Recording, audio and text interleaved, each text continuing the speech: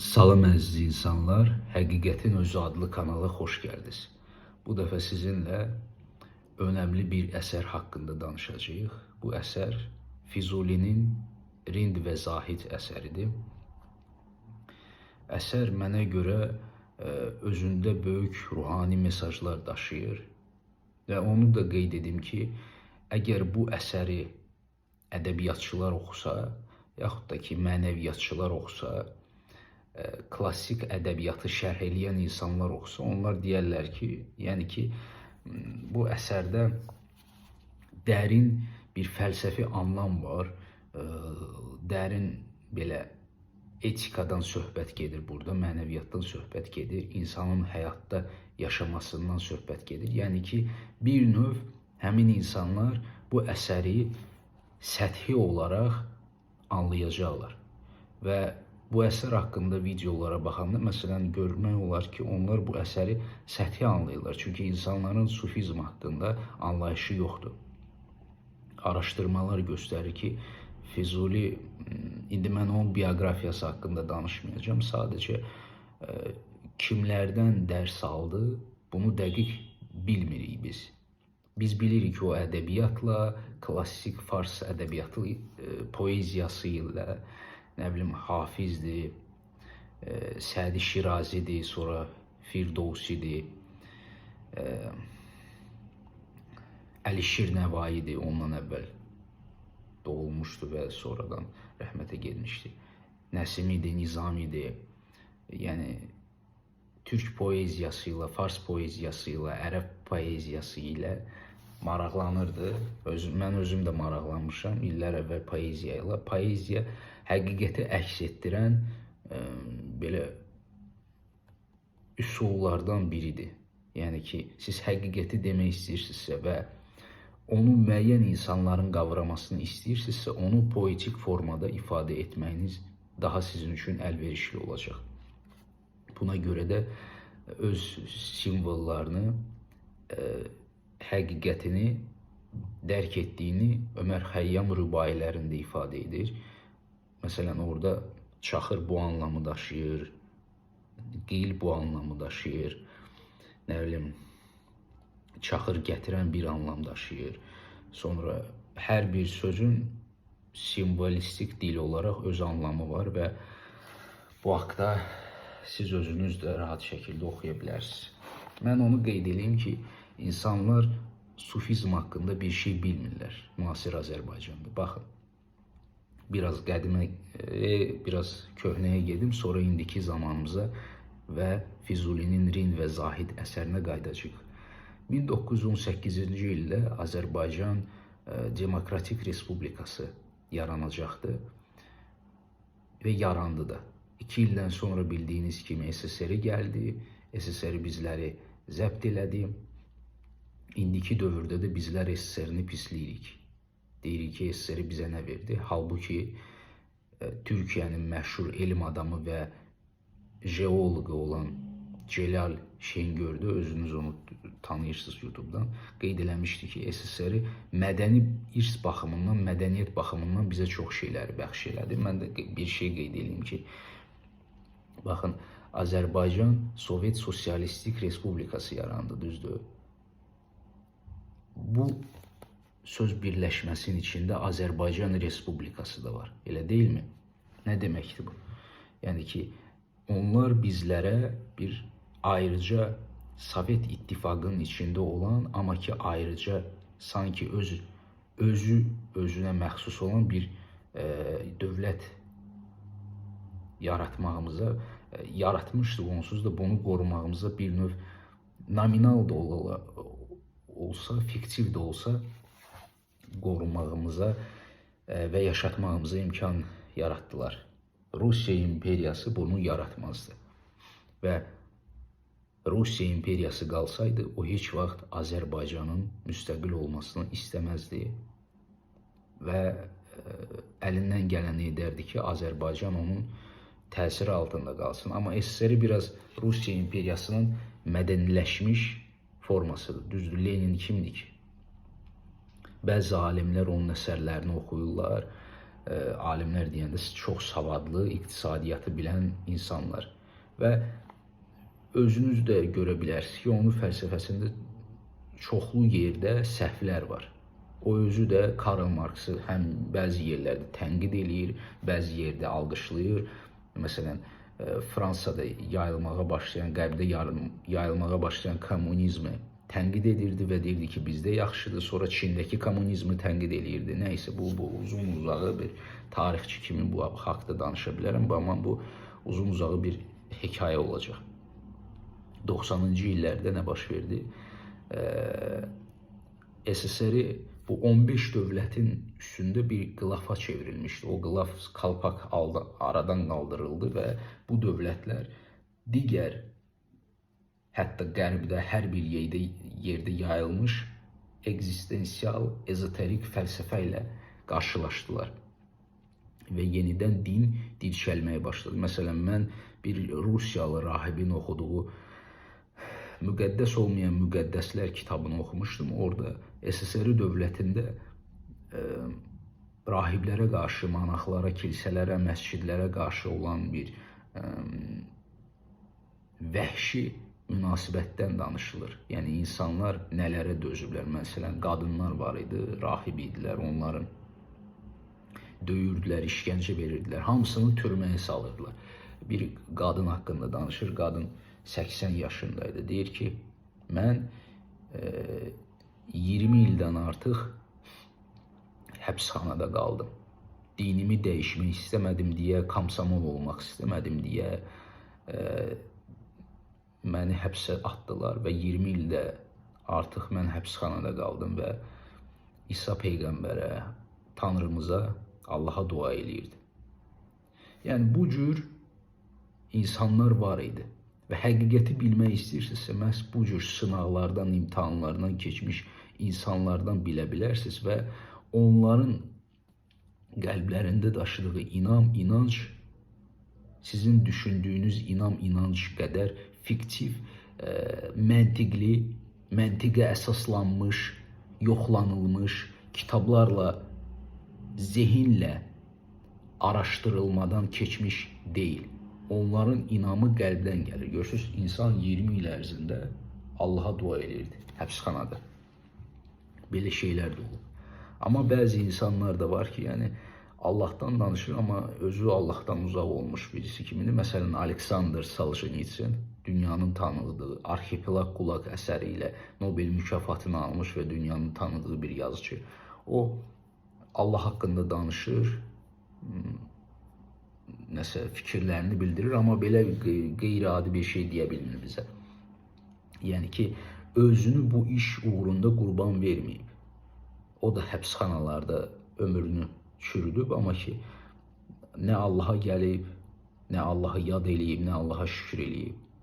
Amma bu insanlar şükür eləyiblər. Çünki siz onu anlamalısınız ki, Allah Taala sizi, bax, belə bədbəxt, pis saydığımız sınaqlardan keçirə-keçirə sizi bir növ təmizləyir, aydınladır sizi. Sizə başa salır ki, bu dünya heçdir. Məsələn, həmin qadın 20 il həbsxanada keçirəndən sonra onu nə ilə aldatmaq olur? Onu şirnikləşdirmək olarmı? Yox. 20 ilini bu insan onsuz da balacaqlıqdan rahibə idi. Həbsxanada keçirib Allaha dua edirdi. Onun gedəcəyi mənzil bəllidir də, o əbədiyyətə qovuşacaq. O dünyaya bağlı deyil, biz isə dünyaya bağlı olanlarıq. Biz deyirəm, çünki siz həqiqi baxımdan mənim sadəcə virtual olaraq düşüncələrimdən, təsəvvürlərimdən, hisslərimdən ibarət olan varlıqlarsınız. Mən də sizin düşüncənizdən, təsəvvürünüzdən, hissinizdən ibarət bir varlığam. Hər birimiz bir-birimizi belə hiss edirik. Və 90-cı illərdə insanlar elə düşündü ki, dinlər yayıldı, dinlər dirçəldi və bəzi insanlar deyirdi ki, Azərbaycanda sufizm var, sufizm yarandı. Azərbaycanda sufilik, sufizm yoxdur, ölüb gedib, çoxdandan ölüb gedib. Bəlkə də 19-cu, 18-ci əsrlərdə ölüb gedib. Ola bilər Rusiya bizi imperiyası işğal edəndən sonra bu təriqətlər də aradan, bilirsiniz də, İslamda həqiqət, mərifət, şəriət, mərifət, təriqət, həqiqət var. Belə pillə-pillə qalxırsa. Ruhani təmizləmə deməkdir bu. Amma bizdə bu inkişaf etmədi. İnsanlar çünki anlamır ki, sufizm təkcə ibadətdən, namazdan filan ibarət deyil. Bu həm də mürşid və mürid münasibətləridir. Ustadla olan əlaqədir. Qəlbən sən ustada bağlanmalısan. Ustad sənə tapşırıq verir, sənə zikr verir, praktika verir, sənə əmrlər verir, tabi olmalısan, sınaqlardan, imtahanlardan keçməlisən. Yəni bu belə deyil. İndi bəzi insanlar burada məni qınayır, deyir ki, sən hardan bilirsən ki, mən bunu bilirəm ya yox, qardaş, sən bunu bilmirsən, sənin dinlərdən başın çıxmır və s. Mən oxudum, gördüm ki, İslam dini ən gözəl dindir. Mən bu insanlara müraciət edib demək istəyirəm ki, siz 4-cü əsrdə yazılmış Hindistandan götürülüb çevrilmə olan, məsələn, zərdüştlük haqda əsərləri, zərdüştlüyə aid olan dini əsərləri oxumamısınızsa, xristianlıqdan, yahudilikdən xəbəriniz yoxdursa, ona siz deyə bilərsiniz ki, İslam unikal, tərtəmiz bir dindir. Başa düşürsünüz? Yəni ki, o ardıcıldır. Ardıcıllıqla gedir. Yahudilik, xristianlıq, İslam. Düzdür? İslam hətta zərdüştlükdən, ondan, bundan hamısından bir şey götürüb. Mən burada dini tənqid eləmirəm.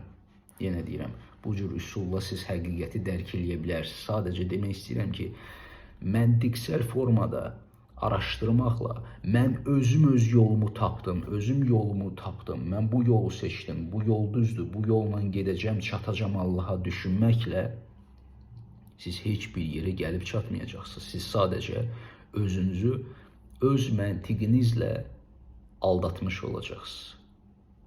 Videolarda qeyd edirəm ki, bu məntiq sizə aid deyil.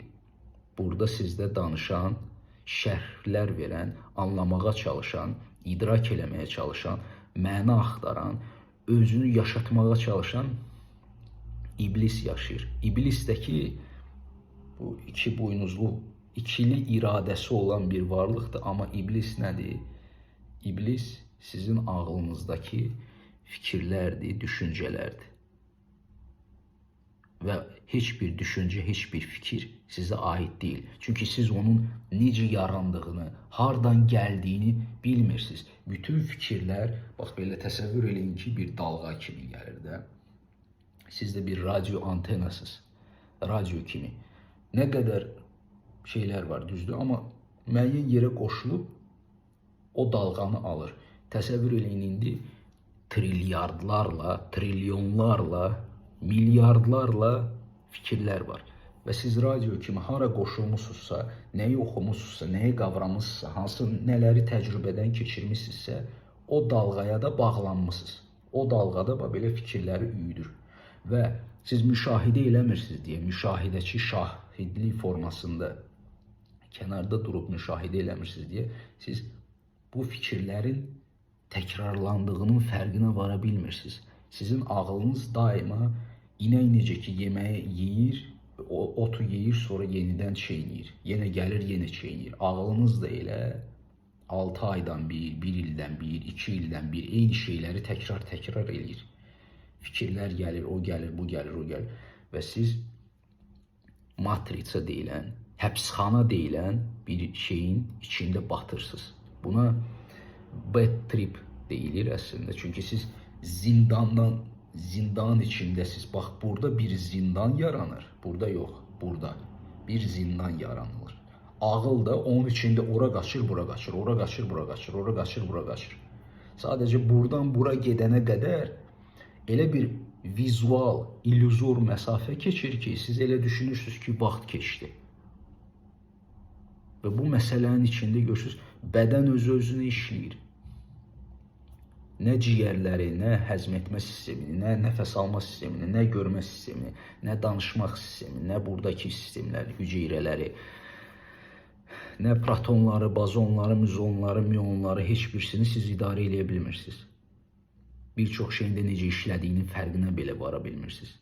Ona görə də mən qeyd edirəm ki, hər dəfəsində sizi özünüzə yönəldirəm ki, siz kim olduğunuzun fərqinə varasınız. Mən kiməm sualını verəsiniz. Çünki burada siz bunun fərqinə vara bilməzsiniz. Siz olmayan nədirsə, onları araşdıracaqsınız. Sizin dini mətinləri və yaxud da ki, fərqli şeyləri araşdırmanız bilirsiniz nəyə bənzəyir? Sanki mən deyirəm ki, sizə sən bədənini araşdırmalısan, siz də gedirsiniz, şey edirsiniz, nə bilim bir ağac tapırsınız, başlayırsınız onu araşdırmağa. Bax, bunun kimi bir şey, bu siz deyilsiniz. Ona görə də birincisi, bu etap burada, bu kanalda video var. Etap mən bunu başa salmışam, nə etmək lazımdır. Birinci, özünü tanı, sən kimsən, sənin pis tərəflərin nədir, nədən ibarətdir? Özünü idarə eləyə bilirsənmi? İdarə eləmək mümkün deyil. Nə bilim, özünə qalib gələ bilirsənmi? Bunu yoxlayan insanlar başa düşür ki, özünə qalib gəlmək mümkün deyil. Kim qalib gələcək? Hansısa fikrə qalib gələcək, düşüncəyə qalib gələcək. Belə bir şey olur. Düşüncələri görə bilirsinizmi? Siz yaratmırsınız onları. Düşüncələrin səsi belə yoxdur, düzdür? Amma siz onları eşidirsiniz. Onlar material bir şey deyil, görmürük biz onları, amma onlar var. Necə olur bu? Şuur nədir? Anlayış nədir? Bax, bu özünü tanımadır. Ruh da sözdür, anlayışdır, heç nədən ibarətdir, şuur da eyni şeydir. Bunları kim uydurub? Bu anlayışları kim uydurub? Bu anlayışların içində özünü həbs etdirən kimdir? Təsəvvür edirsiniz? Siz şuurdur, ruhdur, Allahdır, bu anlayışları yaradıb özünüzü bunun içinə həbsxanaya qoymusunuz. Qaça bilmirsiniz, çıxa bilmirsiniz bunun içindən. Allah, şuur, ruh, ev, pul və belə. Qaçmaq olmur. Və sonra bu belə bir şeyə çevrilir. Və belə bir şeyə. Başlayır fırlanmağa, fırlanır və sansara deyilən bir şey yaranır. Budizmdə sansara deyilir. Çarx. Çarxın içindəsiz. Doğulursunuz, ölürsünüz, doğulursunuz, ölürsünüz, doğulursunuz, ölürsünüz, oradan ora, oradan ora, oradan ora və bu kosmik maştabda təkrarlanır. Heç bir yaxşı bir nəticəyə gəlib çıxmırıq biz. Ona görə də Azərbaycanda sufizm yoxdur və Məhəmməd Füzuli də əsl sufi şairidir. Bu əsərdə də o özü haqqında danışır. İndi əsər belə bir kitabdır. Mən bu kitabdan sizə seçilmiş yerləri oxuyacağım. Gördünüz, mən uzaqdan başladım, haralardan, SSR-dən başladım, gəldim, çıxdım bura. İndi bunları unudun, gəlin bura baxaq. Sadəcə bu preambulla deyilən bir şeydir ki, biz sizin ağlınız bir növ təmizlənsin. Onu elə bil mən bura aradan qaldırdım ki, bax, məntiqlə bura gətirib çıxartdım ki, indi siz rahat şəkildə burada deyilənləri qavraya biləsiniz. İndi mən oxuyacağım və burada yazılanları da bir-bir şərh etməyə çalışacağım. Rind və Zahid əsəri. Rind zahiri görünüşünə dəyər verməyən, daxili isə irfanla bəzənmiş kamil insandır. Yəni ki, Rind, hər birimiz Rind ola bilərik. Əslində Rind və Zahid, Füzuli bu əsərdə Rind və Zahidi ayrıca xarici və daxili aləm, yəni mənəvi aləm dediyimiz bir şey. Bu daxili aləm yanlış bir söz ifadəsidir. Mənəvi aləm, yəni ruhsal aləm, ruhani aləm, qəlb, Allah, ruh dediyimiz bir şeyi və zahidi, yəni ki, xarici aləmə, dinin zahirinə fikrini yönəltmiş bir insana baxır və bunları ayrıca qoyub, sonra da əsərin axırında bunların ikisini birləşdirir. Sizin də içinizdə bunların ikisi birləşməlidir. Əslində o özü haqqında yazılır. Rind də, Zahid də özüdür. Zahid isə hər şeyə zahirinə görə qiymət verən bir insanı təmsil edir. Hər şeyi zahirinə baxır. Həyatda da görürsünüz də çoxlu sayda nə qədər elə insanlar var, hər şeyin zahirinə baxır. Hətta deyərdim ki 90%. Paltarınıza baxır, görünüşünüzə baxır, üz cizgilərinizə baxır, geyiminizə baxır. Avtobusda məsələn qadınlar qadınların geyimlərinə baxırlar. Yəni ki, əvvəlki dövrdə insanlar bir-birlərini tərifləyirdi. Məsələn, hər birimiz bir-birimizdə yaxşı bir xüsusiyyət görüb, bu xüsusiyyətə görə bir-birimizi tərifləyə bilərdik. İndiki dövrdə bunu heç kəs görmür. Günahkar da sosial şəbəkələrdir. Çünki sosial şəbəkə insanda egoizmi böyüdür. Egonu böyüdür. Ego böyüyürsə sən artıq bilirsiniz, ego böyüyəndə bu nəyə oxşuyur? Sanki bax mən öz qabağıma güzgülər qoymuşam, siz mənim qabağımda durmuşsa. Amma mən qarşıma güzgülər qoymuşam və özümə baxıram, sizi görmürəm. Bax, egoistik insanlar hamısı belədir. Güzgünü qoyub sizi görmür. Özünü görür. Pisliyi görəndə belə, ya pis bir şey görəndə özünü görür. Hər bir insan bizim içimizdə olan şeyləri bizə əks etdirir. Çünki siz əgər düşünürsünüzsə ki, məndə olan, içimdə yaranan mənfi xüsusiyyət, pis his, pis düşüncə xaricdədir, siz onunla heç vaxt belə bir şey edə bilməzsiniz. Qavraya bilməzsiniz, hərəkət eləyə bilməzsiniz, yönəldə bilməzsiniz. Yəni ki, hər bir insan gəlir, sizi aldadır, xəyanət edir, pis rəftar edir, söyür, təhqir edir. Sizin içinizdəki pis emosiyaları ortaya çıxardır. Amma bu emosiyalar içinizdə baş verir, xaricdə yox.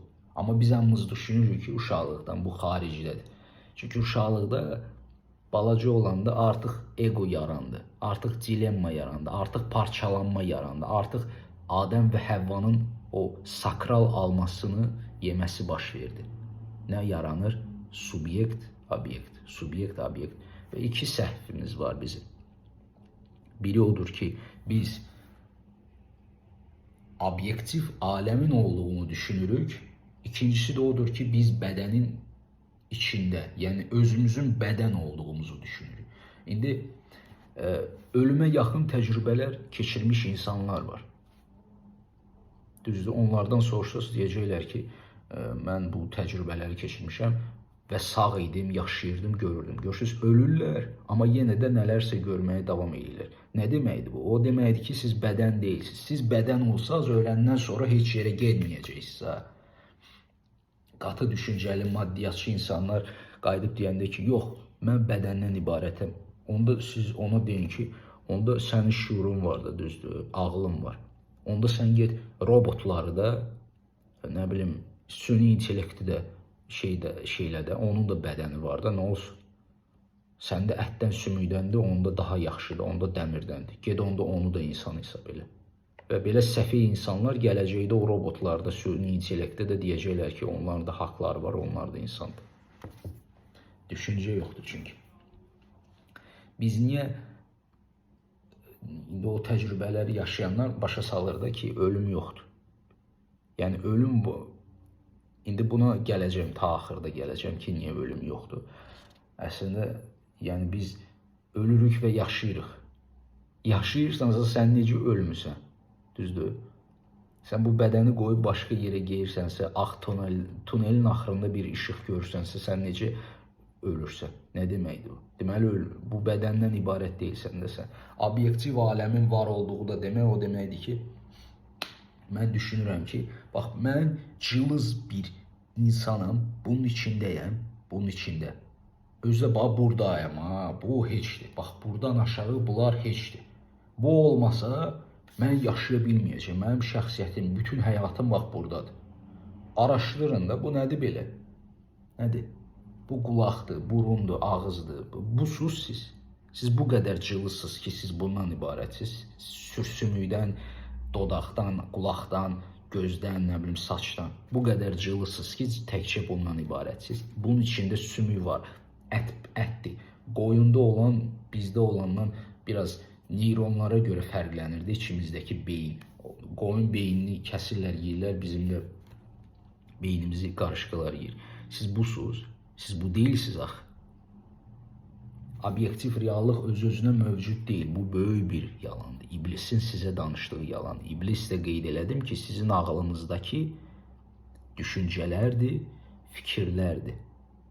Hər bir fikir, düşüncə, anlamaq, qavramaq, yönəltmək filan şeylər, sağ qalmaq bu iblisə aiddir. Siz əsilsiz, üstünmənlik düşünməyi bacarmır. Ona düşünməyə ehtiyac yoxdur belə.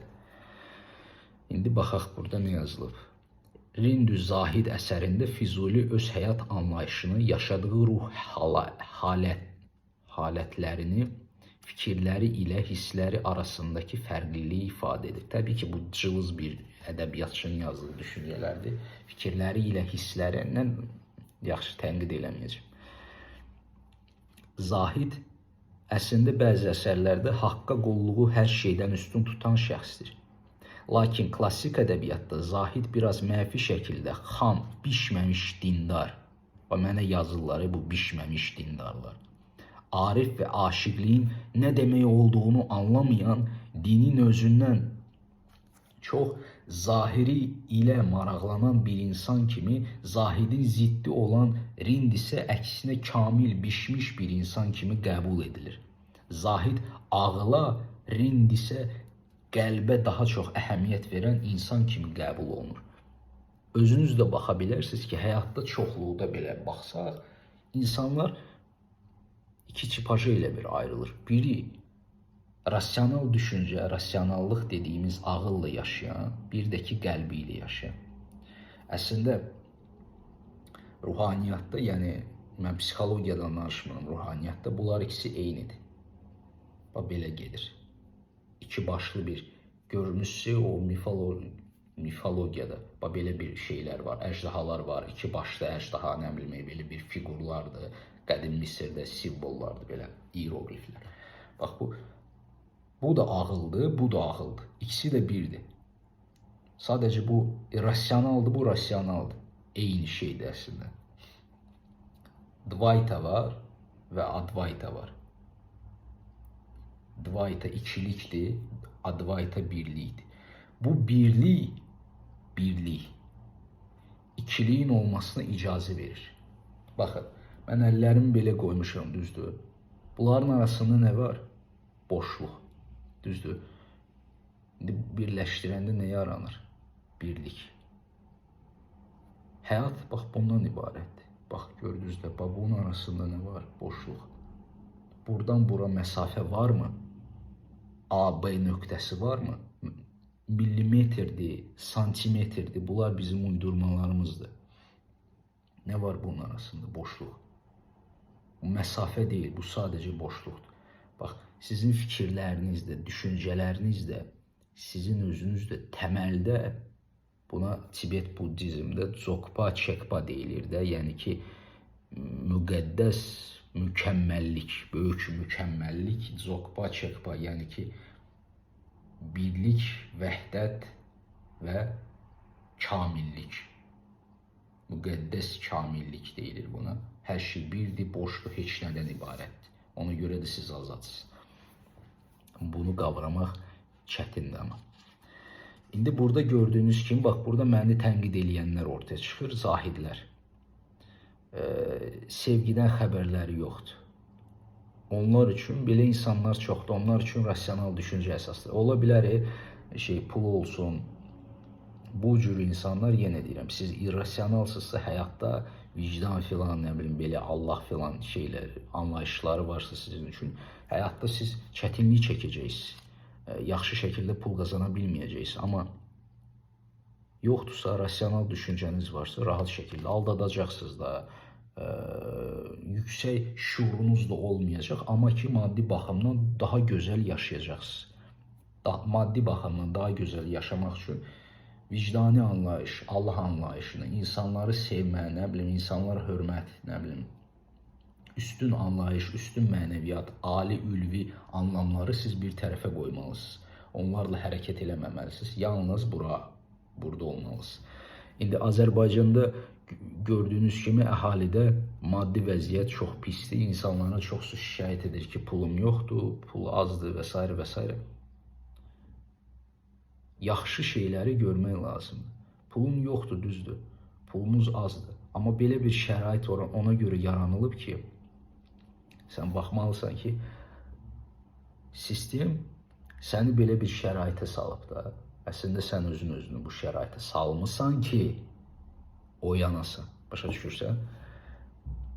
Siz belə bir şərait, amma azadlıq verib sistem sizə. Yəni istədiyiniz şeyi incələyə bilərsiniz, istədiyiniz dili öyrənə bilərsiniz, istədiyiniz kitabı oxuya bilərsiniz, istədiyiniz şeyə inana bilərsiniz, istədiyiniz fantaziyaları yarada bilərsiniz. Yəni sistem sizi belə bir hala saldı ki, siz bu matrisanın içində oldunuz. Ki özünüzü belə bir hala saldınız ki, yəni artıq ay qanmaz, oyan, pulun yoxdur, oyan.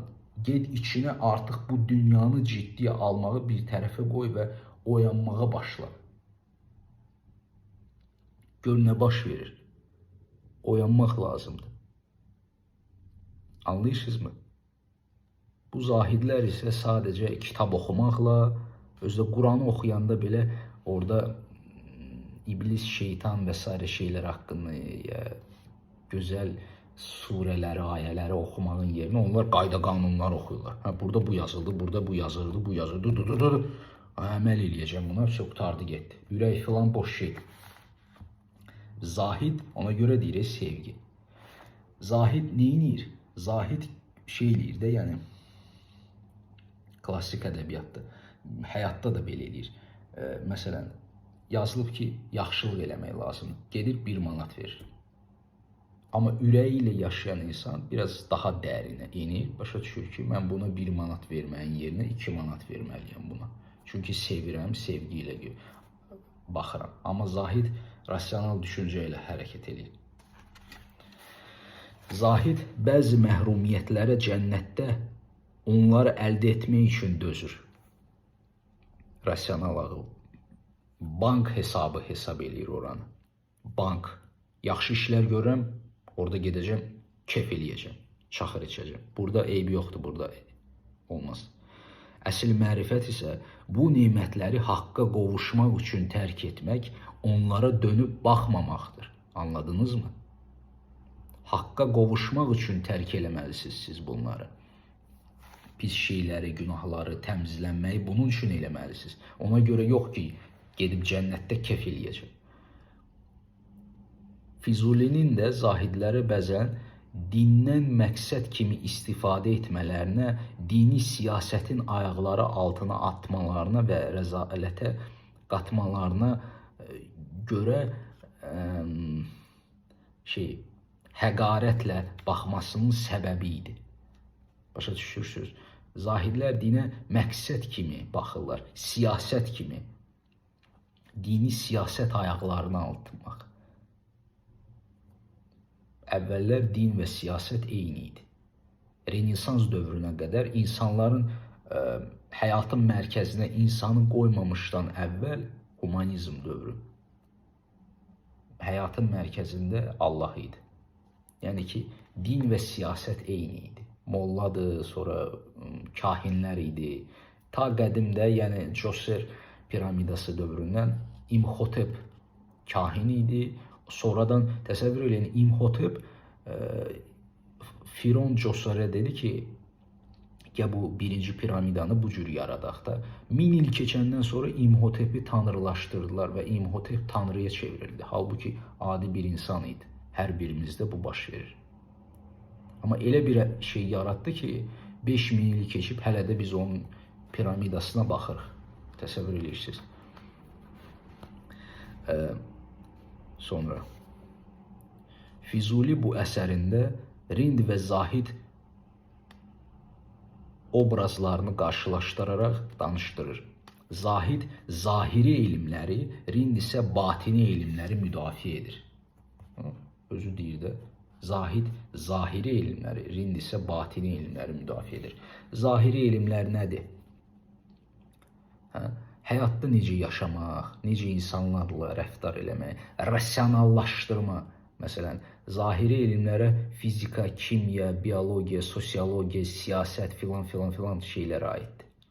Şeir, ədəbiyyat, ruhsallıq, mistika buna aid deyil, ezoterika buna aid deyil. Bununla Rind məşğuldur.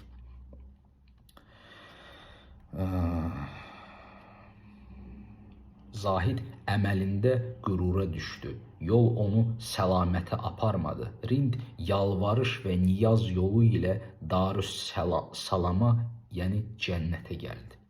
Zahid bir ata ilə Rind adlı oğlu mübahisə edir. Niyə Zahid atadır? Hər bir sufi pritçasında ata obrazından danışılanda ego çıxır ortaya. Çünki egonu biz valideynlərimizdən, atamızdan, anamızdan götürürük. Düşürsünüz.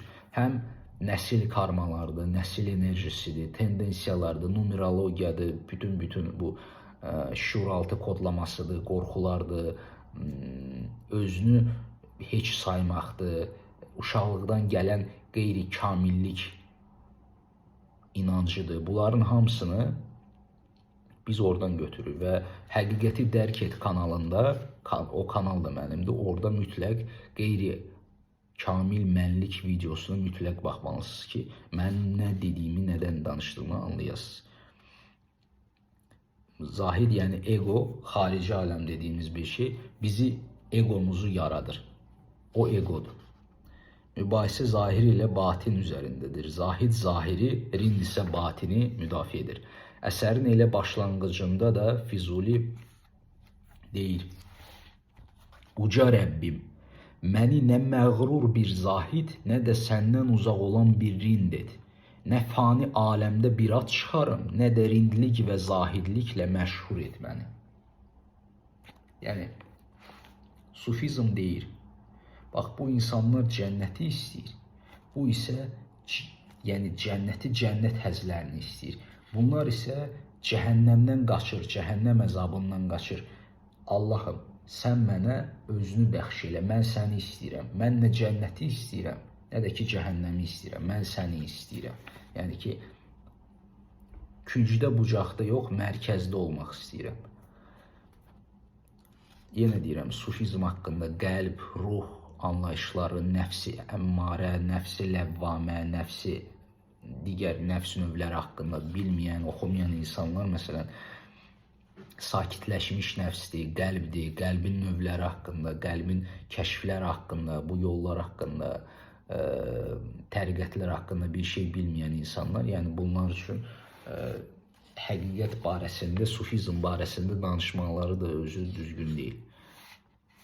Fanilik yolunda ağıllı ilə dəli bir, dənizin dibində daş ilə inci birdir. Yaxşı və pislik etibarı aradan qalxsa, məscid ilə meyxanə birdir, bir. Nə dedim mən sizə? Tibet Budizmi, Dzogpa, Çekpa birlik, Dvaita, Advaita birlik, Hindistan, Hinduizm, indi sufizm də var. Görürsünüz? Məscid ilə meyxanə birdir. Ağıllı ilə dəli, bir. Dənizin dibində daş ilə inci birdir. Fanilik yolunda ağıllı ilə dəli birdir. Bir, vəhdət əl-vücud, bir. Xristiyanlıqda da 3. Ata, müqəddəs ruh, oğul, bunlar da birdir, bir. Görürsünüz? Bütün dinlərdə, bütün mistikalarda, ezoterikalarda bu vahidlik haqqında gizli, dərin bir bilik var. Yəni, burada heç bir şey ağıl tərəfindən illüzor olaraq parçalanıb, amma heç bir şey parçalanmayıb. Hər şey birdir, hər şey. Ölümlə həyat birdir, bir. Biz bunu, bax, bu cılız, iblisani ağlımızla heç cürə qavraya bilmirik. Necə yəni, ölüm və həyat birdir, birdir. O biri aləm, bu aləm birdir. Belə bir atalar söz var, deyir, yuxarıda necədirsə, aşağıda da elədir. Yəni, siz burada xoşbəxtsinizsə, gedib orada da xoşbəxt olacaqsınız. Orada, buradakı kimi, yəni, olmasa da yenə də siz özünüzü aparırsınız da ora, düzdür? Hərun Ər-Rəşid gedir cəhənnəmdən alov götürməyə, gəlir deyir ki, mənə alov ver də. Cəhənnəmdəkilər ona qayıdır deyir ki, burada biz alov saxlamırıq. Hərə öz alovu ilə gəlir bura. Hərə öz cəhənnəmi ilə bura gəlir və buranı yandırır. Ona görə bizə lazımdır ki, çoxlu sayda adam bura gəlsin ki, bizim odumuz, alovumuz olsun da. İblisin də məqsədi budur. İblisin məqsədi odur ki, siz özünüzü əvvəl-axır qətlə yetirəsiniz ki, o sizin enerjinizi sağa bilsin. Onsuz da indi larvalarla, travmalarla, şuuraltı ilə, şuursuzluqla, düşüncələrlə, təlaşla, narahatçılıqla sizin enerjinizi soğurur. Özünüzü dərk eləmək istəyirsinizsə bu kanalda və yaxud da ki, Həqiqəti Dərk Et kanalında, burada linkini paylaşmışdım. Həqiqəti Dərk Et kanalında qızıl meditativ brilyant praktika qoymuşam. Pulsuzdur, istifadə edə bilərsiniz, əgər istəyirsinizsə. Həqiqəti Dərk Et kanalına girirsiniz, orada həmin o qızıl meditativ praktikadan və yaxud da ki, YouTube'da burada zapisi olan yerdə aşağıda paylaşmışam. Axtaran tapar. Füzuli əslində özünün daxilində olan zahidi vərindi canlandırır bu əsərdə. İndi gəlin seçilmiş yerlərə biz fikrimizi yönəldək. Birincisi, sənət haqqında danışacağıq. Sənət haqqında.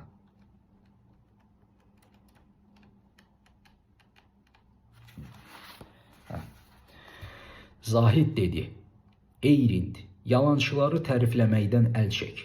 Bir sənət öyrən, çox çalış. Bil ki, sənət şeirdən daha yaxşı, bilgidən daha ucadır. Unutma ki, sənət insanın həm həyatda etibarını artırır, həm də öləndən sonra insanın yaxşı adla yad edilməsini təmin edər. Onu bil ki, bugün hər nəyi öyrənməyə həvəs göstərsən, bacararsan. Sabah hər nəyi yadına salsan, həsrət çəkərsən. Bu, rasional düşüncə ilə atanın oğluna verdiyi nəsihətdir. Hər bir qız, anadan, ata oğuldan bu sözləri eşitmişdi. İş gör, işin olsun, pul qazan, iş gör, işin olsun, pul qazan. Nə bilim, səni tanısınlar, səni hörmət eləsinlər, səni görsünlər, pul qazan, nə bilim, bir işin olsun, əlindən bir iş gəlsin. Düzdür. Yəni, zahiri həyat, zahiri, bu aləm dediyimiz bir şey, matritsa. Bizi uşaqlıqdan proqramlaşdıran, ağlımıza proqramlaşdırılmış düşüncələri salan, cəmiyyətə, topluma uyğun olmağımızı gətirib çıxardan Zahidin dediyi sözlərdir.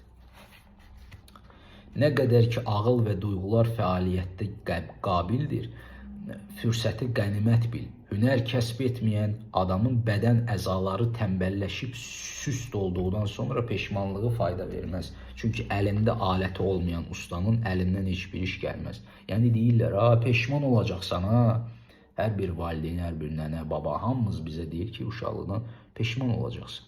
Bax, bunu eləmədin, peşman olacaqsan, onu eləmədin, peşman olacaqsan. Həsrət çəkəcəksən. Ölürük biz, ölüb gedirik. Bundan əvvəl yox idik, bundan sonra da olmayacağıq. Nəyə görə əzab çəkirik, nəyə görə həsrət çəkirik? Fani aləmə uymadıq deyə, bir iş sahibi olmadıq deyə, peşəmiz olmadı deyə, nələrəsə nail olmadıq deyə, çürümüş əşyalara sahib olmadıq deyə, çürüyən və unudulan şöhrətə nail olmadıq deyə həsrət çəkəcəyik. Həsrət çəkən sadəcə egodur. Həmin o valideynlərdir, zahidlərdir, digərlərdir. Özləri əldə etmədikləri egolu şeyləri sizin üstünüzə yükləyirlər, deyirlər ki, sən əldə etməlisən, sən qazanmalısan. Anlayırsınızmı? Rind dedi, qulaq asaq görək Rind nə deyir. Ey Zahid, doğru söylədin, nəsihət incilərini gözəl dəlib keçdin. Lakin indi əlimdən bir iş gəlməsi üçün sən məni bir elmə doğru yönəld. Dünyanın qayda qanunlarından xəbərim yoxdur. Sən bir ömürdür bu dünyadasan, mənə yol göstər.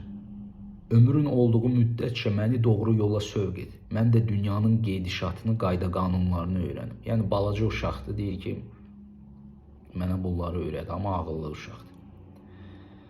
Bildiyin kimi insan varlığının kamalı iki vücuddan asılıdır. İnsanın nəfsini o iki keyfiyyət kamal nəşəsinə doğru aparır. Onun da mənbəyi, başlanğıcı atadır. Birincisi maddi varlıq, yəni zahiri vücuddur. İkincisi mənəvi varlıq. Onu da mənşəyi rəy sahibi olan kamil bir mürşidin rəhbərliyinə bağlıdır. Demək, kamala çatmaq üçün mühüm olan kamil bir mürşidin rəhbərliyidir.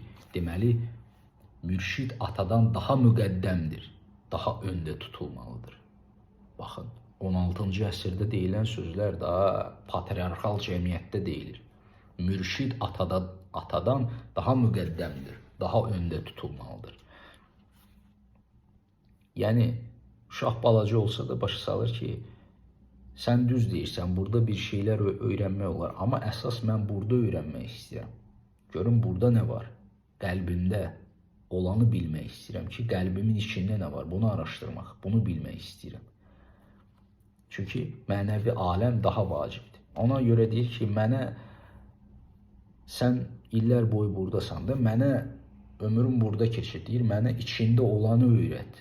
Mənim içimdə olanı öyrət mənə. Burada öyrənələsi olan o qədər də vacib deyil. Və həqiqətən də yəni mürşid-mürid münasibətlərindən xəbər olmayan, zikr eləməyən insanlar yəni bir çox şeyi anlamayacaq. Ona görə deyirəm ki, rasional baxımdan, məntiq baxımdan belə şeyləri anlamaq lazım deyil. Elm haqqında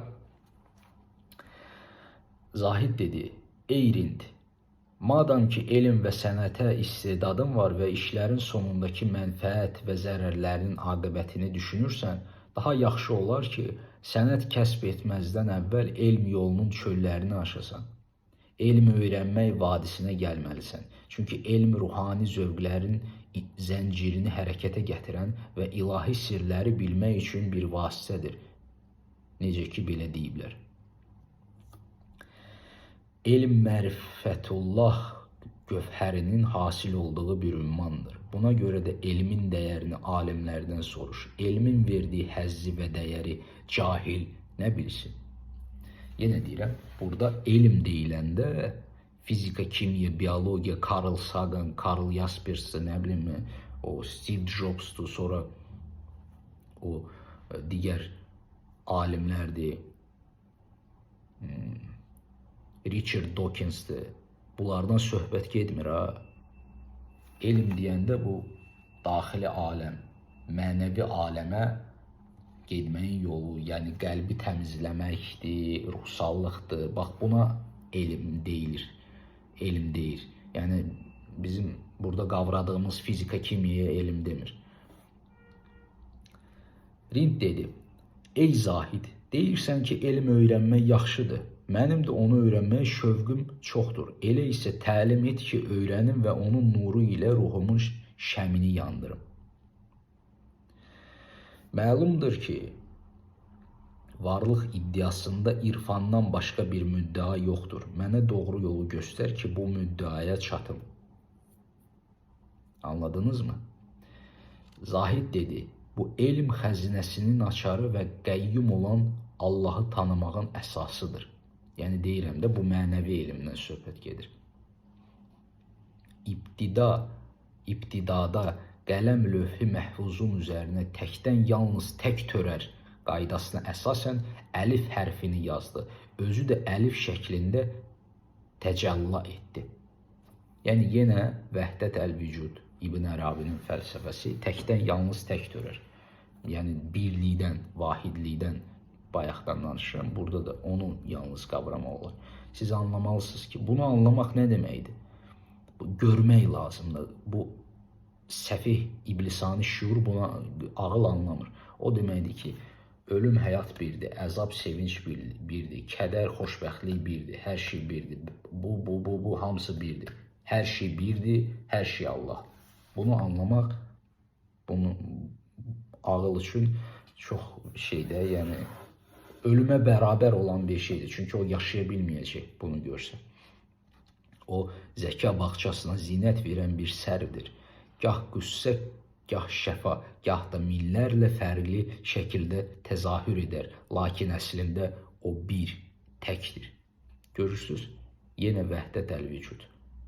Gah qüssə, gah şəfa. Millərlə fərqli şəkildə təzahür edər. Lakin əslində o birdir, təkdir. Əslində minlərlə yox, trilyardlarla, sonsuzluq. Yaradıcılıq qabiliyyəti var onda. Sonsuz yaradıcı qabiliyyəti. Amma hər şey birdir, təkdir. Rind dedi, ey zahid, doğrusu yazıb oxumağı öyrədənlər əvvəlcə əlifi öyrədirlər.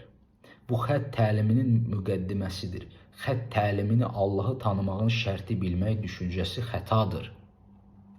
Çünki irfan istedadı xəttdən yazıdan asılı deyildir. Həzrəti Peyğəmbərin ümmi olması bunun ən böyük dəlilidir. Yəni ki, ümmi kimsədən dərs almamış şəxs yazıb oxumağı bilməyən.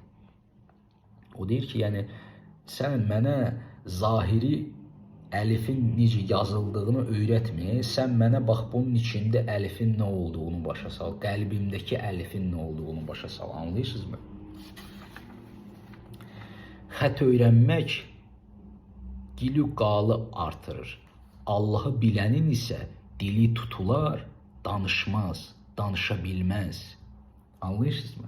Yəni siz Allah'tan nə danışırsınızsa hər şey yalandır. Mən ona görə bu videolarda deyirəm ki, mənim danışdıqlarım yalandır, həqiqəti əks etdirmir. Çünki Allahı bilənin isə dili tutular, danışmaz, danışa bilməz. Amma danışmaq məcburiyyətindəyik. Çünki sizin ağlınızı bu zindanın içindən çıxardıb özünüzü yönəltmək üçün hər kəs danışmaq məcburiyyətindədir. Quşlar belə danışır ki, siz öz içinizə fərqindəliyinizi artıraraq baxasınız. Lakin həqiqət əhlinin bunlara ehtiyacı yoxdur. Çünki Allaha yaxınlıq məqamında əql heyrətə düşər. Dil də lal olar, susar. Allaha yaxınlıq məqamında. Bu da ruhani etaplardan biridir. Əql heyrətə düşər, dil də lal olar, susar. Yəni bu susur. Bax burada donquldayan varı şərhlər verir. Bütün günü danışılan 50 mindən artıq fikir gedir burada. Bunlar susurlar. Susur, sakitçilik yaranır. Və dil də lal olar, susar. Bax bu sustu. Sustu və danışmır. Danışmağa ehtiyac yoxdur çünki qalmır onda. Zahid dedi, Zahid qayıdır buna. Ey Rind, xət elmi ilahi bir feyzdir. Dinin əsasını qoyanların sözlərini anlamaq və yəqin əhlinin yolunda irəliləmək onunla mümkündür. Onun vasitəsilə bizdən əvvəl yaşamış elm adamlarının yazılarından faydalanır və onu sonra gələnlərə çatdırırlar. Yəni ki, başa salır ki, ay bala, bax bu elmin yazı tərzinin kitabların başqa bir tərəfi də var da, bundan da köməklik eləmək olar. Sən niyə bu tərəfi rədd edirsən ki, bunun da yaxşı bir tərəfi var. Görürsünüz? Rind və Zahidi birləşdirir bir yerdə. Bir-birinə qarşı çıxırlar, paradoksal həqiqətləri deyirlər, amma birləşirlər əvvəl-axır. Çünki vəhdət əl-vücuddur. Bu da birdir, bu da birdir. Yəni ki, əslində keçmişdə olan kitabların bəzilərini oxumaq mənə görə lazım deyil. Sonra kitabları biznesə çevirmək, kitabdan pul almaq, kitabları satmaq mənə görə iyrənc bir şeydir. Amma bu dünya biznesdir, biznes dünyasıdır. Madam ki, xət mərifət əhlinin yolunda davam etməsinə səbəbidir, o halda Allaha and olsun ki, xətdən gözəl mərifət yoxdur. Rind dedi, ey Zahid, xətti öyrənmək kitabların mütaliəsinə səbəb olur və kitabların mütaliəsi ilə ixtilafa yol açır. İxtilafı axtarmaq isə nadanlıqdır. Anladınız mı? Mütaliələr, sonsuz mütaliələr bizə bir şey vermir. Çünki hər kəs öz əqidəsinə görə kitabı yazar. Yaxşı ki, onların yazdıqlarını heç oxuya bilmirəm. Heç olmasa Qələm kimi hər xəttin sərgərdanı deyiləm. Təsəvvür edirsiniz, görün nə deyir bu. Möhtəşəm sözlərdir. Deyir, yaxşı ki, onların yazdıqlarını oxumamışam. Siz də kitablara baxanda deyirsiniz ki, yaxşı ki, çoxlu sayda kitabları oxumamışam. Çünki onlar hərə öz əqidəsinə görə yazır. Şuuraltısından yazır. Travmalarından, acılarından, ağrılarından yazır. Yəni, ona görə ən yaxşısı klassik ədəbiyyatı oxumaq olar biraz, amma ən yaxşısı ruhani kitabları oxumaqdır. Fərqi yoxdur, hansı dinə aiddir, yaxud da ki, hansı məzhəbə, hansı ölkəyə aiddir. Nə qədər çox kitab oxusan, o qədər çox heyrətdə qalarsan. Xət elmi ağıl sahiblərinin yaşadığı sərgərdanlıq qalasının bir şəhəridir.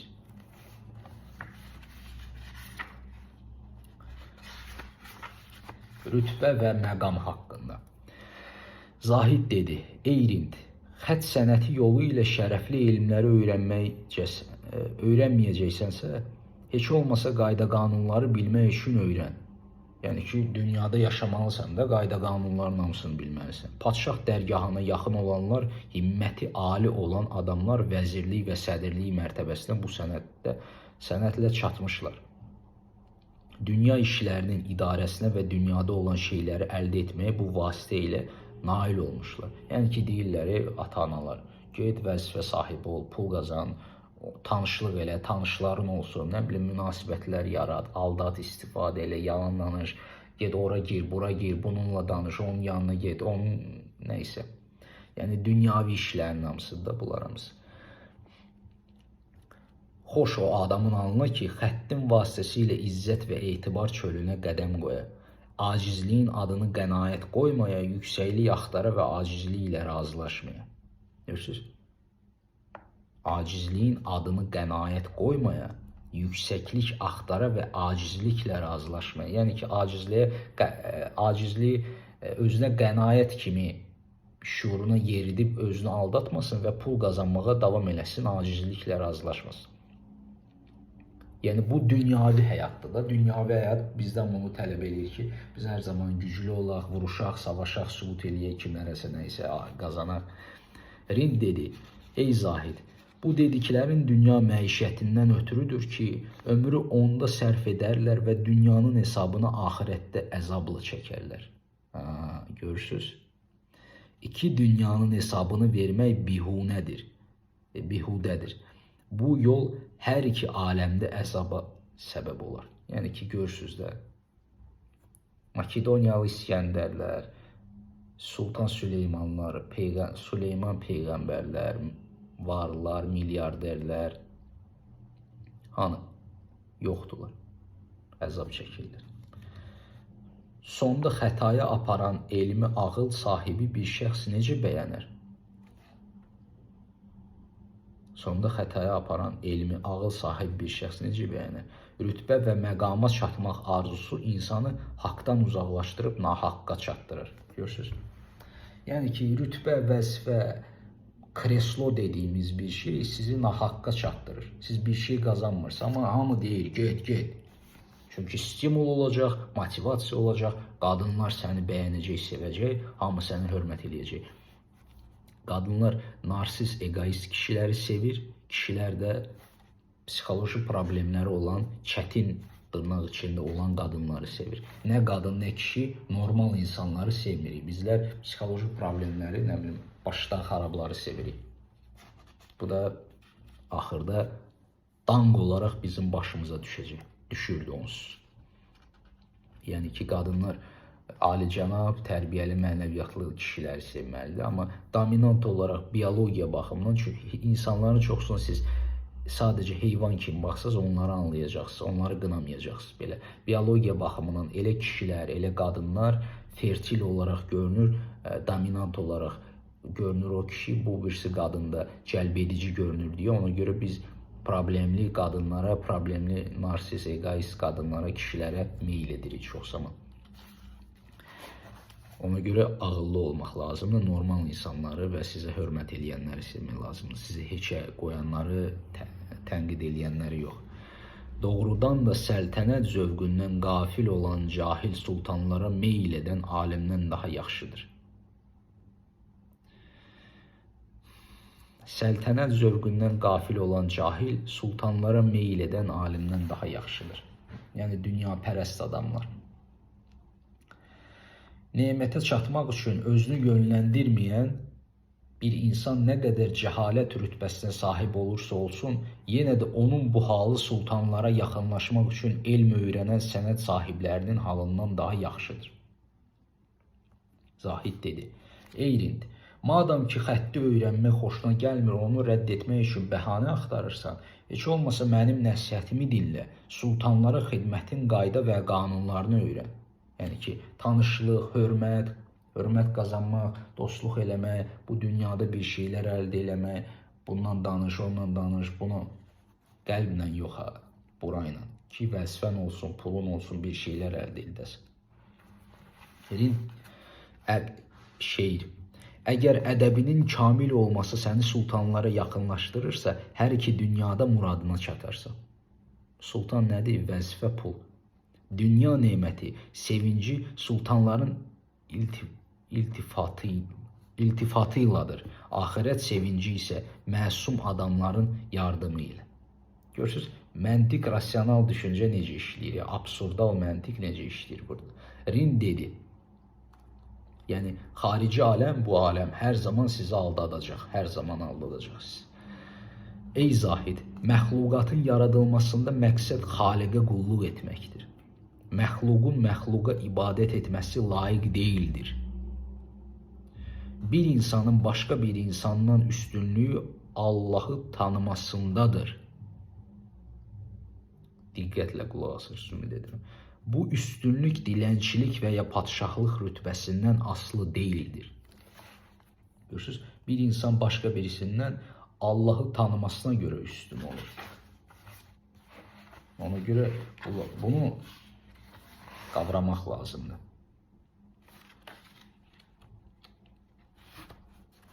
Bilik və qismət haqqında. Zahid dedi: Ey Rind, sən mənimlə müxalifətə başlamısan və cürbəcür bəhanələr gətirirsən, yəni razılaşmırsan. Sən kimsən ki, mənimlə razılaşmırsan? Matriça deyirik, cəmiyyət, toplum deyir. Sən kimsən ki, səni əzərik, məhv eləyərik. Sən bizə tabesən. Sizin içinizdəki qorxu ilə, təlaşla sizi cəmiyyət, toplum neynir? Rahat şəkildə idarə edir. Cəmiyyət sizi qorxu ilə idarə edir onsuz da. Və səni də qorxudur, deyir, qorxuram bu gedişlə elm və sənətdən bəhrələnməyəsən, irfan və mərifət ağacından bir meyvə dadmayasan və sənin himmət atın iqbal çəmənliyində, ədəb kəsbində yoldaşlarından geri qalsın. Yəni müqayisə eləyir də. Bax, niyə onun kimi olmadın? O səndən artıqdır. O ağıllıdır. O bunu elədi. Onlar buna çatdılar, amma sən geridə qaldın. Uduzdun, sən məğlub oldun. Sən heç kimsən. Və belə cəmiyyət, toplum müxtəlif insanlar vasitəsilə sizə təsir edir. Yəni sən heç kimsən. Bilməməyi yaxşı bilirsən, deyir Rində. Bilməməyi yaxşı bilirsən, amma başqa şeyləri bacarmırsan. Yoldaşların səndən artıq daha gördün. Bir insanın ən böyük eybi cəhalətindən bir xəbər olmasıdır. Rind isə dedi: Ey Zahid, ata, əgər elm və sənət öyrənməkdə məqsəd Allahı tanımaqdırsa, bil ki, Allahı tanımaq bu cür əhəmiyyətsiz şeylərin töhmətindən uzaqdır, münəzzəhdir. Yəni ki, nöqsanlardan uzaqdır. Deyir ki, bu gicgicə şeyləri öyrənmək, xarici aləmə aid olan şeyləri, elmini, yəni həyatda hərəkət eləmək, həyatda bir şey qazanmaq, ünsiyyətdə, cəmiyyətdə formalaşmaq, özünü sübut etmək, elmini öyrənmək yerinəsə, mən Allahı tanımaq elmini öyrənərəm. Allahı tanımaq alim və ağıllı olmaqdan fərqli bir şeydir. Allahın sözündə və işində elm və ağıl kör və kardır. Hansı ağıl sahibi belə bir işin əsasına həqiqətdə olduğu kimi layiqincə çatdı. Hansı alim işin sonundan xəbərdardır. Elmin nəticəsi ürək ağrısıdır, onu etmə. elmin qeydinə qalmağın faydası baş ağrısıdır. Qeydinə qalma. Görürsünüz də indi. Süni intellekt var, robotlar var, müxtəlif şeylər var. Güya Marsa uçub gedəcək. Nə bilim, kuantum kompüterlər var. Yeni texnologiyalar yaranır. Artıq işlər azaldı, artıq insanlar bilmirlər neynəsin, artıq fake profillər, fake videolar hamısı yayılıb hər yerdə, yalanlar daha da çoxalıb, virtual dünyalar, aləmlər, gic-gicə şeylər yaranıb. Özümüzü daha maariflənmiş bir şəkildə aldadırıq. Yaxşı bir şey gətirib çıxarmır bu. Bu Allahı tanımaq deyil. Sən bu dediyin sözlərlə mənim zahiri dərəcəmin artmasını istəyirsən. Həqiqətdə dünyada kim cahildirsə, onun neməti də artıqdır. Çünki alim dolanmaqda öz tədbirinə arxalanır. Lakin cahil öz işini Allahın kərəminə həvalə edir. Madam ki Allahın kərəmi xalqın tədbirindən təsirlidir, onda qismət məsələsində öz tədbirinə arxalanmaq lazım deyil. Bir gün ağıllı bir adam bir cahilə dedi ki, nə üçün sən mənim kimi deyilsən? Qəmi qüssəni unutmusan. Mən bu qədər ağıl ilə yoxsul və fəqirəm, sən isə o cahilliyi ilə zəngin və şadsan. Cahil dedi, məgər bilmirsən ki, mən lütfə, sənsə qəhrə düşar olmusan. Nə üçün? Çünki mən Allahın lütfüne təvəkkül edirəm, sənsə öz tədbirinlə təkəbbür edirsən. Mən Allahın lütfüne təvəkkül edirəm, sənsə öz tədbirinlə təkəbbür edirsən. Əks təqdirdə cahilin nemət içərisində, alimin isə yoxluq olmağı ya Allahdan deyildir, ya da yoxluq varlıqdan daha üstündür. Əgər belə deyilsə, elmi necə yüngül saymaq olar? Necə demək olar ki, nemət cahillərə layiqdir? Bunu Zahid deyir. Rind isə cavab verir. Ey Zahid, cahilin nemətdə olması, alimin çətinlikdə yaşaması Allahın qəhr və mərhəməti ilə əlaqəli deyil. Bu Allahın hikmətinin sirlərindəndir. Əgər dünya işlərinin əsasları ağılların əlində olsa, onda cahil adamlar layiq olmamaları üzündən çətinlik ilə onu qəbul edər. Bu hikmət Allahın yardımının ümumiliyinə dəlildir və bu da alimlərin təsəllisinə səbəbdir. Beləliklə, hər kəs Allahın yardımından nəsibini alır. Hər kəs onun kərəm süfrəsindən ruzilənir. Allahın dünya nemətlərini daim cahillərə verməsi bir hikmətə bağlıdır. Görürsünüz, hər bir şeydə burada hikmət var. Hətta absurdda, mənasızlıqda, boşluqda belə böyük bir hikmət var. Bunu görmək sadəcə biraz fərqindəliyi artıb sezmək, görmək lazımdır. Çünki alim öz ağlı ilə rahat şəkildə cahilin sahib olduğu şeylərə yaxınlaşa bilər. Lakin cahilin alimə yaxınlaşması olduqca çətindir.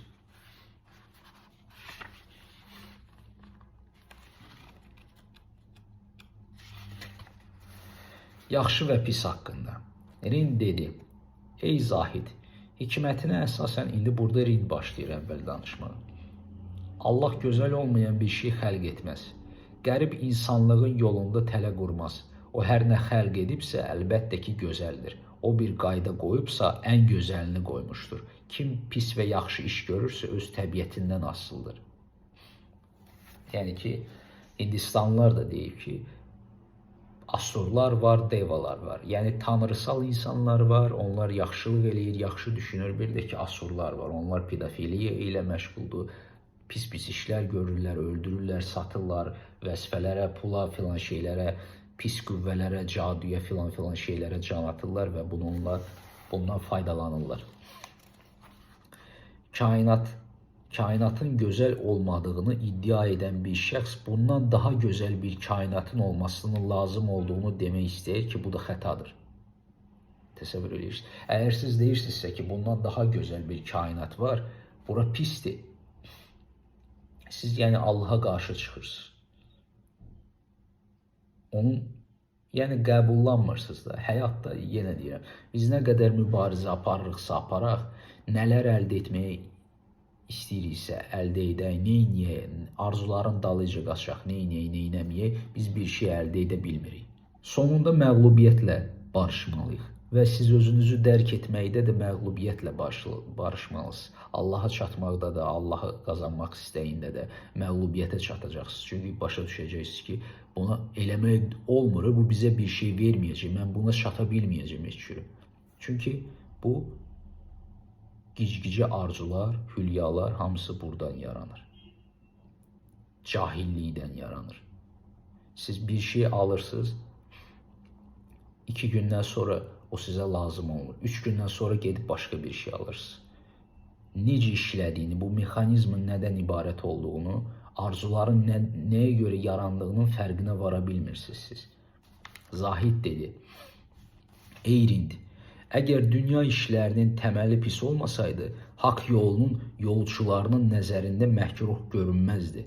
Dünyanın çirkinlik və oyunlarını görmək üçün ayıq olmaq lazımdır. Lakin sən hələ yuxudasan, yəni sən hələ uşaqsan. Dünyanın eyiblərini başa düşmək qocaların işidir. Lakin sən hələ cavansan. İttiham. Hər bir qoca, hər bir 50 yaşı keçmiş insan cavanları qınayır, qınaq obyektinə çevirir. Yəni mən ağıllıyam, təcrübəliyəm, sən bir şey bilmirsən və s. Yəni dünyavi, dünyapərəst insanlar.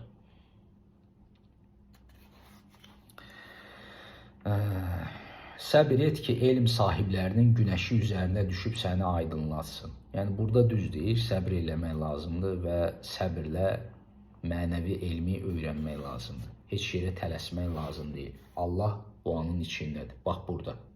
Bax Allah buradadır, burada, bu andadır, buradadır, burada. O başqa yer deyilən bir şey yoxdur. Hər şey buradadır. Bax Allah da, cəhənnəm də, cənnət də hamısı buradadır. Burada başqa yer deyilən bir şey yoxdur. Bax bu otaqdadır, sizin yanınızdadır. Bax burada, bu indi burada. Keçmişdə, gələcəkdə hamısı indi buradadır. Oralar yoxdur, bax burada. Diqqət həmişə burada olmalıdır. Burada. Eckhart Tolle ona görə deyir ki, indiki anın gücü adlı kitabında deyir ki, həmişə indiki anda olmaq lazımdır. Hər şey buradadır. Dünya bəla və qüssələrin mənzili olduğu üçün haqq əhli bəla və qüssə tələsinə düşmüşdür. Bu viranə dünyanın zülm və vəfasızlığını şərh etməyə ehtiyac yoxdur. Çünki bu hər kəsə məlumdur. Amma hər kəsə məlum deyil axı. Biz düşünürük ki, dünya sevinç və xoşbəxtliyin mənzilidir. Amma burada deyilir ki, bəla və qüssələrin mənzilidir. Haqq əhli bəla və qüssə tələsinə düşmüşdür. Viranədir dünya, zülmdür, vəfasızlıqdır. Bir vəfadır ki, bu aləm yarı vəfadar istəmə deyir nəsini. Amma biz bunu anlamırıq. Biz deyirik, yaşayır, o onların işidir də, keçmişdə yaşayır. Ölüb gediblər, mən indi buradayım. Siz elə bilirsiniz ki, bu dünya sizə qarşı vəfalı olacaq, sizi sevir, sizi bağrına basır. Heç bir əşya, heç bir şey sizinki deyil burada. Amma biz belə yaşayırıq, cahilliyin içində. Özümüzdən bir xəbər, qafil şəkildə yaşayırıq və yatmışıq, oyanmaq da istəmirik. Rind dedi, ey Zahid, həqiqət əhlinin dünyanı pis qələmə verməsi onun yaxşılığına işarədir. Onu məzəmmət edənlər dünyanın sevimli, istəkli olmasını söyləmək istəyirlər. Kamil insanlar dünyanın pisliyinə görə ondan üz çevirməmişdilər. Onlar sadəcə ağıllarını nəfslərindən üstün tutublar. Bil ki, dünya kamil yaradanın əsərinin məzhəridir. Dünya irfan sahibləri üçün yol göstərən, cahillər üçün isə yol kəsən bir səddir. Yəni Rind burada atasından daha dərinliyə baxır, deyir ki, ola bilər bura vəfasızlıqdır, qüssələr yeridir, amma bura gözəl yeridir, ləzzətlər yeridir, sınaqlar yeridir, maraqlıdır, gözəldir, möhtəşəmdir. Baxırsınız məsələn çiçəklərə, ulduzlara, təbiətə, Sirius ulduzuna əsasən, qədim insanlar Sirius ulduzuna baxırdı və ona əsasən təbiətdə çevrilmələrə fikir verirdi, yaxud da ki, yeni ili qarşılayırdılar. Biz isə indi baxırıq səmaya, vecimizə də deyil, aydır, ulduzdur, Amma qədim insanlar ulduzlara baxanda heyrətlə baxırdılar, heyranlıqla baxırdılar ulduzlara. Bizə isə ulduzlar, Mars, digər planetlər, kosmos indi adi sadə bir şey kimi gəlir bizə. Biz heyrət içində deyilik. Biz təəccüb gözlərimizi bağlamışıq. Biz sevməyi, heyrətlə baxmağı, təəccüblənməyi bacarmırıq. Bizə elə gəlir ki, ulduzdur da, nə olsun, oradadır. Nə fərqi var ki? Amma onun buradan balaca görünməsi, əslində bu boyda olması bizə qəribə gəlmir. Deyirik, əşi var da, nə olsun? Var da, keçirəm, bulud çıxdı, ağac var, günəş var. Nə olsun, nə olsun? Çünki özündə kapsullaşmış ağıl, şuurun aşağı olması, fərqindəliyin aşağı olması, cahillik, savadsızlıq filan onu gətirib çıxardır ki, kapsullaşmış ego ağıl, bax, öz içində qalıb, buranı görmür. O da onu deyir ki, buranın gözəlliyi də var. Bəli, vəfasızdır, bəladır, amma gözəlliyi də var. Sevimli, istəkli yerdir. Həqiqət əhlinin dünyanı pis qələmə verməsi onun yaxşılığına işarədir. Dünya irfan sahibləri üçün yol göstərən, cahillər üçünsə yol kəsən bir səddir. Xoş o adamın halına ki, dünyanı əldə edə, lakin ona bağlanmaya, dünyanı çətin əldə edib asan tərk edə. Yəni, sufizm deyir ki, bu sufizm əsasən deyilir. Sufizm deyir ki, bu dünyada yaşa, işlər gör, evlən, faydalan, onu elə, bunu elə, amma bağlanma içine, bağlanma. Daima bil ki, sənin evin buradadır, evin qəlbindədir, evində ol daima. Bura isə karvansaraydır. Peyğəmbər dedi, həyat karvansaraydır, sən burada cəmi bir günsən. Gedirsən, çıxırsan, gözəl dünyadır, yəni buranı pisləmə, elə ki, burada yaxşı şeylər qalsın və insanlar nədənsə faydalansın. Yəni, zirzibil eləməyin yer planeti. İqlimi də pozmaq lazım deyil, onu da deyir. Yəni, dərin bir anlam var burada. Görürsünüz, bəzi insanlar gəlir burada bir şey eləyə bilmirlər, amma bəziləri eləyirlər. Bunun içində dərin bir hikmət var, onu deyir. Bu cümlə ona işarədir. Dünya irfan sahibləri üçün yol göstərən, cahillər üçün isə yol kəsən bir səddir dünya. Dünya o adam üçün pistir ki, ona bağlana və həmişəlik onun olmasını istəyə. Yəni, mən bir videoda qeyd elədim, bütün ağır ağacı ondan əmələ gəlir ki, biz dünyaya bağlanırıq və onu itirmək istəmirik. Sevdiklərimizə bağlanırıq, itirmək istəmirik. Əşyalara bağlanırıq, itirmək istəmirik. O kəsə xoşdur ki, dünyanın varlığını yox kimi, yoxluğunu isə var kimi bilə. Yəni, bağlanma. Dünyanı varlığını yox kimi, yoxluğunu isə var kimi bilə.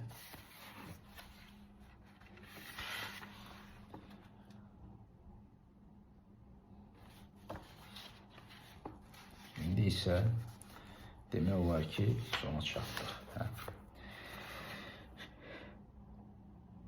Könül dedi ki, dünya işləri heçdir. Dünya üçün qüssə çəkmək də mənasızdır. Qüssəni rədd etmək üçün şərab içib. Bu bir müddət sərxoş oldu. Aylandan sonra dedim ki, bu da bir heçdir. Yəni, əvvəl-axır hər şeyin heç boş olduğunu, anlamsız, Franz Kafka'nın əsərlərindəki kimi mənasız, boş, Albert Camus'un qeyd elədiyi kimi ekzistensial mənasızlıq gətirib çıxartdığını görürsünüz. Görürsünüz? Ona görə iblisani ağıl ölür, məğlub olur. İblisani ağıl meditasiyalar, praktikalar etməklə öz-özünü yeyir. O ilan var ya belə şeydə, hermetizmdə, germetizm. Orada ilan özünü belə yeyir. Ya sopadır da, o qədim Misirlərdə var idi bu simvol. Yaxud da ki şeydə, Uraboros, Norveç mifologiyasında yeyir özünü. Ağıl da belə öz-özünü əbədiyyən yeyir və heç nə qalmır. Meditasiyada o yeyir. Bir şey dedi, ağıl, fikir. Yeyirsiniz, fikir verirsiniz, Bu kimdir, nə kidir, niyə də danışdı, kimdir? Meditativ praktika var burada, eləyə bilərsiniz onu. Yəni əsas meditativ praktika buradan keçir. Və bunun necə işləməsini bilmək, sorğulama metodikası. Həqiqəti Dərk Et kanalında və bu kanalda da var hamısı. Zahid dedi: Ey Rind, elə görünür ki, sən nə öz etiqadında qaldın, nə də mənim dediyimi etdin. Mənim inandıqlarımı dəlillərlə batil elədin. Axırda öz etiqadını da heçə çıxartdın. Yəni, mistik, dərinliyə gedən insan hər şeydə əvvəl-axır heçliyə gəlib çıxır. Yox, siz bir fəlsəfədə, bir düşüncədə, bir inancda, bir poeziyada, bir fantaziyada, konsepsiyada, kontekstdə ilişib qaldınızsa, siz axıra qədər gəlib çıxmanız. Bu heyranlıq və sərgərdanlıq nişanəsidir. Heyranlıq və sərgərdanlıq nişanəsidir. Əgər dünyanın hər şeyi batildirsə, bəs haqq haradadır? Əgər bunlar sənin üçün mövcud deyilsə, bəs vücud-i mütləq kimdir? Kimdir? Şeir. Ey hamının vücudu yanında heç olan Rind, dünyanın etibarını düşünmək xətadır. Dedin ki, bütün mövcudat batildir. Əgər haqqın vücudu varsa, de görüm, haradadır? Rind dedi: Ey Zahid, kainatın hallarını batil bilmək, haqqı bəyan etməkdir. Qulaq as. Kainatın hallarını batil bilmək, haqqı bəyan etməkdir. Dərindən düşünün. Allahdan başqalarını yox bilmək, mütləq varlığın sübutudur. Görürsünüz, bu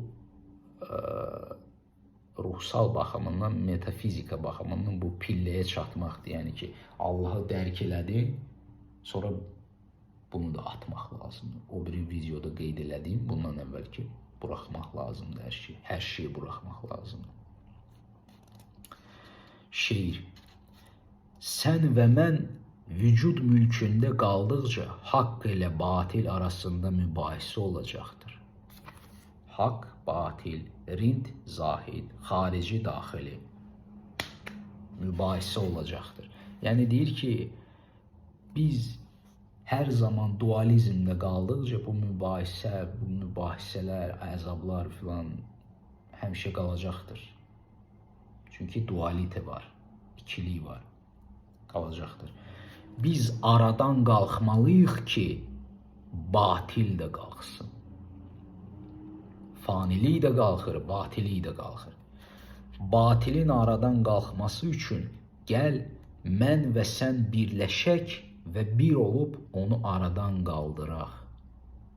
Yəni sən həm burada olacaqsan, həm orada olacaqsan. Sonra nə burada olacaqsan, nə orada olacaqsan. O da getdi, bu da getdi. O zaman danışılan da, eşidilən də hamısı büsbütün həqiqət olar, haqq olar. Yəni ikilik olana qədər haqq, həqiqət yoxdur. Cəlaləddin Rumi şeirində deyir ki, ey mən birliyi bilməyən heç kəslə danışmaq istəmirəm. Birliyi, vahidliyi bilməyən insana mən nə deyəcəm, nə danışacağım? Yenə deyirəm, bu zikirlə, ruhsal meditativ praktikalarla olan, onların çatdığı yüksək təbəqələrdən söhbət gedir. Burayla bunu qavramaq olmur. O zaman danışılan da, eşidilən də haqq olacaq. Bura qədər biz ayrıyıq, haqq yoxdur. Görürsünüz, Füzuli necə dahiyana bir əsər yazıb ki, yəni sən burayla buranı ayıra bilməzsən. Bu ikisi də birdir. Amma bunu yenə qeyd elədim videonun əvvəlindəki, elə belə insanlar qavraya bilmir. Nəticə nədir? Bu boyda əsərin Rind və Zahidin məsələn mal toplama haqqında, meyxanə haqqında, məscid haqqında, günah və savab haqqında, mey haqqında, qürbət, musiqi, ata haqqında, eşq haqqında, evlənmək haqqında, tədbir haqqında danışdıqlarının, mübahisələrin sonu nədir, nəticəsi nədir? Axırda Zahid irfan sahibi Rindin tənbehləri ilə öz işlərinin aynasından riya tozunu sildi. Rind də işin əslinə vaqif Zahidin nəsihəti ilə öz surəti halını tövbə örtüsü ilə zinnetləndirdi. Hər ikisi müxalifət və ziddiyyətdən əl çəkərək vəhdət dərəcəsinə çatdı. Bu ondan faydalandı. O da ondan faydalandı və vəhdət dərəcəsinə çatdılar. Bir-biri ilə mübahisə elədilər, paradokslar yaratdılar. Bununla razılaşmadı onunla. Birinci xaricdə olursunuz, sonra daxilə gəlirsiniz. Daxildə böyüyürsünüz, başa düşürsünüz ki, xaricdə də böyük hikmət var. Ondan sonra hər ikisi birləşməlidirlər və axır zokba çekba, yəni vəhdətəl vücud başlayır. Birlikdə dostluq yolunu və məhəbbətin dəlili olan hidayət küçəsini seçdilər. Şeir, son şeirdir. Fanilik yolunda ağıllı ilə dəli bir, dənizin dibində daş ilə inci birdir. Yaxşı və pislik etibarı aradan qalsa, məscid ilə meyxanə birdir, bir. Gördünüz? Yenə sufizm, yenə vəhdətəl vücud. Videonun əvvəlində buna toxundum. Kitabı oxumağa, şərhləndirməyə başlamazdan əvvəl bu şeiri oxuduq. Bu şeir axırda da var. Fanilik yolunda, yəni ki, elə bir yerə gedib çıxırsınız ki, bu orada işləmir artıq. Buna ehtiyac yoxdur, bu yoxa çıxdı. Siz də yoxa çıxırsınız. Sufizmdə termin var, fani, fəna. Siz faniliyə gəlib çıxmazsınız. Yəni, fanilik nədir? Bu egonun yox olması. Siz araşdırırsınız, sorğuluyursunuz, praktikalar filan eləyirsiniz, görürsünüz ki, bu yoxdur. Bu yoxa çıxdı, qutardı, getdi hər şey. Həyat davam edir. Amma əzablar filan heç şey yoxdur. Buddadan soruşdular ki, öləndən sonra nə olacaq? Dedi, nirvana. Nirvana nə deməkdir? Heç.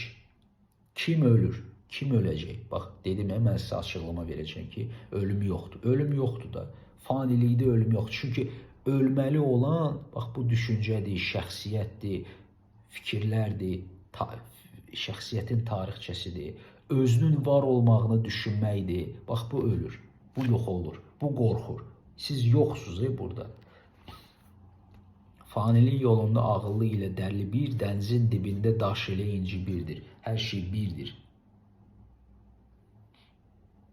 Hər ikisi müxalifət və ziddiyyətdən əl çəkərək vəhdət dərəcəsinə çatdı. Müxalifət bitdi, ziddiyyətlər də bitdi. Bir-birinə ziddiyyətlər də. Burada hər şey ağıl birləşdi. Bura bir yerdə oldu. Bura ilə bura birləşdi. Nə qaldı? Heç qutardı hər şey. O gözəl bir əsər idi. Füzulinin Rind və Zahid əsəri. Gördünüz, Füzuli dahiyanə bir əsər yazıb. 16-cı əsrə görə möhtəşəm bir əsərdir. Onun yazdığı Leyli Məcnun mənə görə Nizaminin yazdığı Leyli Məcnundan qat-qat artıqdır. Yəni, Nizami mənə görə daha çox belə mistik şair elə də deyil. O, əsasən, əgər belə baxsaq, mən deyərdim ki, Rind Füzulidir, Zahid isə Nizamidir. Yəni, ölüm yoxdur əslində. Siz də yoxsuz. Çünki mən videolarda bəhs eləmişəm ki, siz burada deyilsiniz. Yəni, karmaya uyğun olaraq hər şey, karmik tendensiyalara uyğun olaraq var. Həyat həm gözəldir, həm çirkindir. Həm müqəddəsdir, həm biganədir. Həm sizi sevir, həm də sizi vecinə almır. Anlamaq olmur. Gəlirik, gedirik. Bu qədər. Ümid edirəm ki, mənim çəkdiyim bu video çox uzun oldu. 1 saat 28 dəqiqə oldu. Mən bu qədər danışdım. Ümid edirəm ki, bir şeydən faydalana bildiniz və axıra qədər baxdınızsa, videoya like qoymağı, bəyənməyi, şərh yazmağı unutmayın ki, bu video digər insanlara da gedib çatsın. Yəni, başqa hansı əsərlərin şərh olunmasını istəsəz yaza bilərsiniz. Mən də çalışacağım ki, sizin üçün daha bir çox sakral mətni tərcümə edim və çatdırım. Qədim Misir mifologiyasında baş tanrı yarananda onun burasından, təpəsindən bir göz çıxır. Bu gözün qanadları olur və bu göz öz içindən işıq buraxır. Qaranlığın içində uça-uça bu göz uçur. 2 dənə itmiş tanrıçanı qaytarır yanına. Göz, bu gözün qanadları var, gözün içindən də işıq çıxır. Nədir o? Simvolistik bir dildir. Yəni, həyatı canlandıran işıq sizin içinizdədir.